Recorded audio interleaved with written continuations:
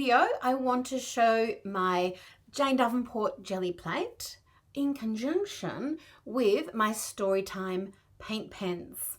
I'm building on from another more detailed video where I showed you how I use my jelly plate as a drawing board and using license to quill pen and my palette pastels. Well, in this one, I wanted to show you the effect of using it with my Storytime paint pens. And so what I'm doing is actually just tracing with my paint pens, just one of the images off my Magic Wands tin. Now, I suggest if you are going to use something to trace, don't trace someone else's illustration. By all means, trace a photograph and then try and change it as much as you can. So I'm tracing one of my own illustrations. Could be a really good idea for you to try tracing one of the drawings that you have done. It doesn't have to be a face, it can be anything, but this is just a fun technique to try, just like I was just trying to see how this would work. You do need to allow a little bit of time for the paint pens to dry. And what I haven't shown you here, and what I could have done, is also use a paintbrush just to smudge them a little, but I wanted a sort of a really graphic look. I wanted to see what would happen using my Gelli Arts plate in this way in conjunction.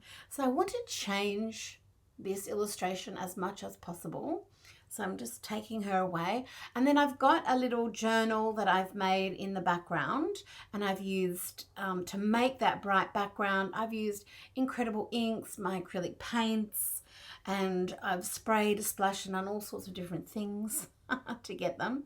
I want to create something on here, and I think this is a really nice technique that, say if you have a background that you already like, or you not exactly sure what you want to draw, or you want to try something that you haven't tried before, rather than going straight on to a background that you actually already like, or a surface that you already like, you actually can trial or audition something that you want to create before putting it on there. So you can just freehand draw it, trace something, trace your own work, trace a reference image, change it up as much as you can, make it your own, and then you can apply it to your page. So and in doing this, you have a different sense of ownership. It's really quite freeing.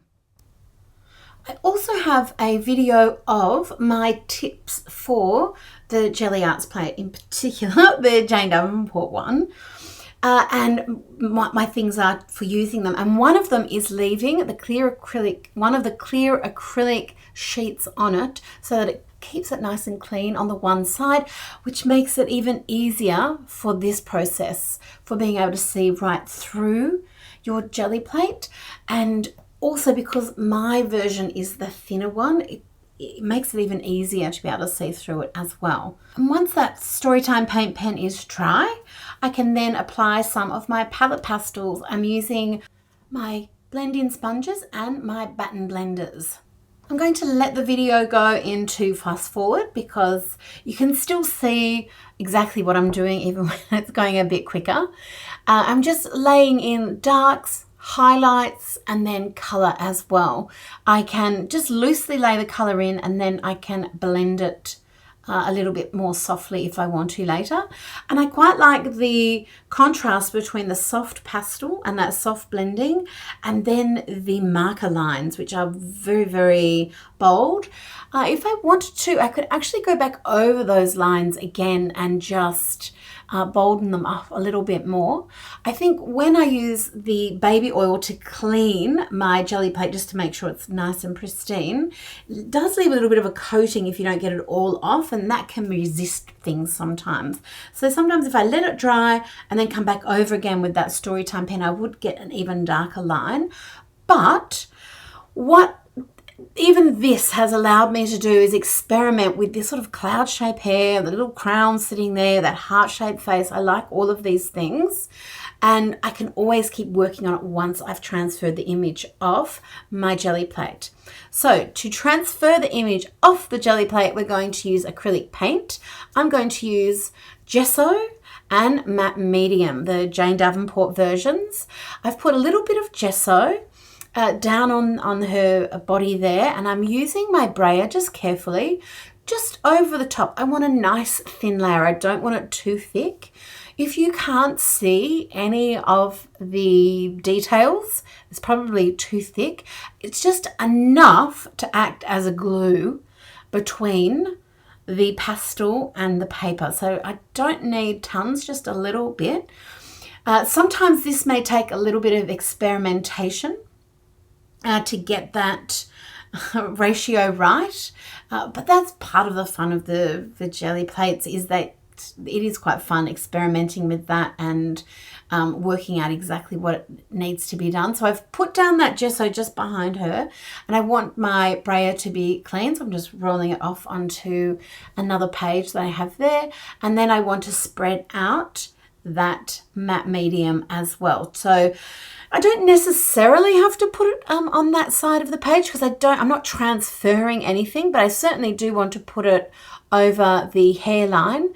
And I thought, well, my Gelli plate is really a bit bigger than the area that I'm going to transfer it to, so I may as well just fill the whole area up. So I'm just going around the area. If I get a little bit of gesso into the matte medium area and vice versa, doesn't matter. And as you can see, I've just gone over the whole thing with a little bit of that matte medium, and I'm just checking to make sure I've got a little bit of acrylic over everything so that it does all lift off. If I don't get the acrylic on an area, nothing will happen. It will just stay on that little Gelli plate. And this is one of the things I love, is because it's clear, I can hold it up to the background. And I thought, I'm not sure I want it on the cover. I think I'm going to put it inside my little book here. I'm going to pop it down here. So I am working on a cold press watercolor paper, and cold press paper is fantastic for splashing inks and making backgrounds, because it's very receptive to beautiful inks. You can get lots of nice shapes happening. But it's not so great for collaging and for Gelli plating. So what I'm doing, again, cleaning off my brayer on that piece of paper, I've opened up my little book. If you're working a journal, you would flip the page with your Gelli plate on it, especially if it's the Jane one, 'cause it's a bit thinner. It makes it easier for us to do that. And I'm using my brayer on the back of the page and just giving it a good roll on there. And this is because the paper is textured. Paper does have texture, and it might need a little bit of help to just make it stick onto the Gelli plate. Because the Gelli plate is soft, it will be able to get in there into the little nooks and crannies, but not perfectly. And that's part of this process, is that it's not going to give me a perfect impression, but it's going to give me an intuitive, loose start to a page. And I love that. I'm very naughty, so of course I'm going to lift up corners and peek under there to see if it's cooked yet. But you really do just need to leave it for a couple of minutes, especially because this is a textured page. So I went off and patted my dog, and then after playing with her for a few minutes, I came back and I'm able to roll the Gelli plate off, and I've got my image on there. And now I can add any other little elements that I want to. Make sure things are dry. That's always a good thing, because working on top of wet acrylic isn't the best. And keep in mind that I'm now working on, not the watercolor page, but I am working on an acrylic surface. So things are going to behave differently than they would on the other side of the page where it's a watercolor paper. Mind you, it's got acrylic on it and ink and all sorts of other things. This is the joy of mixed media, is every time we use something, it changes everything. And I love that. So I'm using my Storytime Paint pens. I added some gold highlights with the Golden Age Ultimate pen, which is one of my favorite things that I've ever done. I'm really amping up the lip color, keeping this very flat looking paint pen look with that soft pastel underneath on top of this bright background.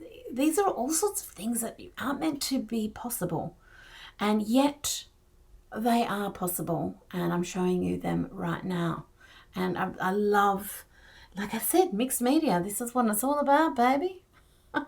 Having fun, experimenting, learning more and more about your art supplies. And I just feel like I learn something about art supplies every time I create something.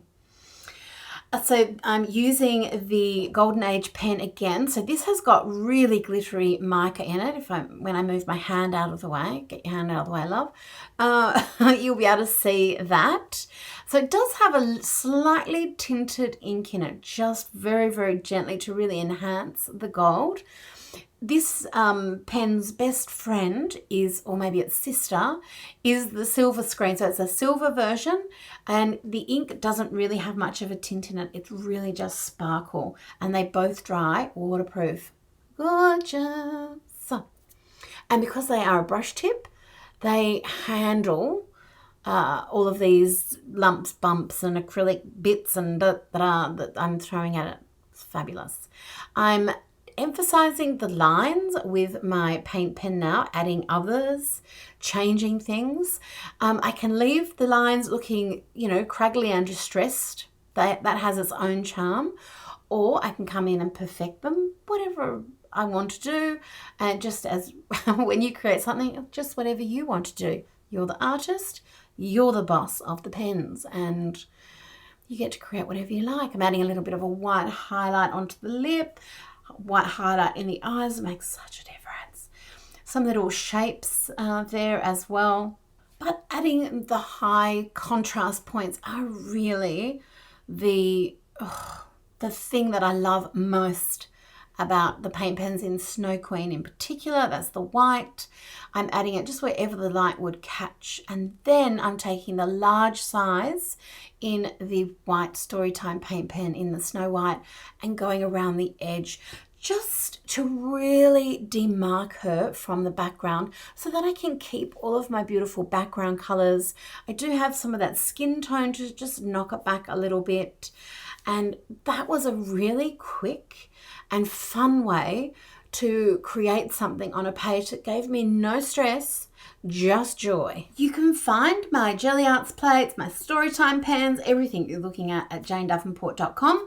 You can also see all the stockists around the world. You can see my blog, connect to my Instagram, all that fun stuff. I hope you get to do something creative today.